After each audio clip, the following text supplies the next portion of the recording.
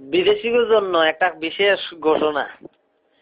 Dubai যারা বিদেশ করতেছে তাদের জন্য, দুবাই টু বাংলাদেশ একে বলে বিদেশ। হায়রে মানুষ কেন সবাই বিদেশ বিদেশ করে? বিষে দিতে একটু দেরি হলে যেন গায়ে আগুন জ্বলে। যদি বলি বিষে হয়নি, একটু ধৈর্য ধরো, তখন সে বলে সুদের টাকা একটু জলদি করো।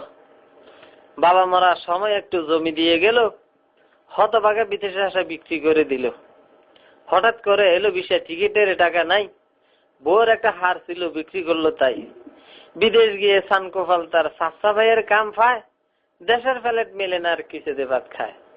মেলে না আর সোনার পালং, ছোট্ট জালি খাট, কোন রকম শুয়ে সে কাটিয়ে দেয় রাত। সকাল 5টায় শুরু হয় কাম, বিকাল 5টায় শেষ। 30 দিরহাম মজুরি, তার 1 ঘন্টা পায় রেস্ট। কষ্টে কষ্টে 5টি মাস হলো তারি পার, দাব করলো দেশে টাকা 32,000। বউ তাহার আত্মহারা এত টাকা পাই, সবার কাছে গর্ব করে জামাই ডুবাই। হঠাৎ করে কানন দিল ডুবাইয়ের সরকার, বাংলার মানুষ বাংলায় অফস নেই তোমাদের দরকার। দেশে যাইয়া প্রথম গল্লি বেনসন করে নেতাগিরি, কয়দিন পরে দেখি তারে টানে আকিস বিড়ি।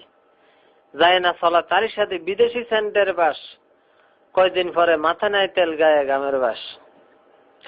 অথচ বিদেশ না গিয়ে 2.5 লাখ টাকা ব্যবসা করলে ঢাকা, দেশে থেকে কামাইতে পারে বিদেশি সে টাকা। করতো যদি সোনার ফসল 2.5 লাখ টাকা দিয়া, সুখী সংসার করতে পারতো আয়ের টাকা দিয়া। ছেলে মেয়ে মানুষ করতো, থাকতো একই সাথে, নো টেনশন নো ফুর্তি, ঘুমতো তার রাতে। নিজের চোখে দেখতে যদি কেউ বিদেশের হাল, বিদেশ আসার নাম লইতো না কে ইহুকাল পরকাল। নিজের চোখে দেখেছি আমি বিদেশ কাকে বলে, সবার কষ্ট দেখে আমার ভিতরটা শুধু জ্বলে। সবার কাছে এই অনুরোধ, কেউ না যাইও ডুবাই, জ্ঞান থাকলে দেশে ঘরে ডুবাইয়ের কামাই। সকল কিছু জেনে আমি দেশে চলে যাই, আর আসবো না ডুবের গোষ্ঠী গিলেই।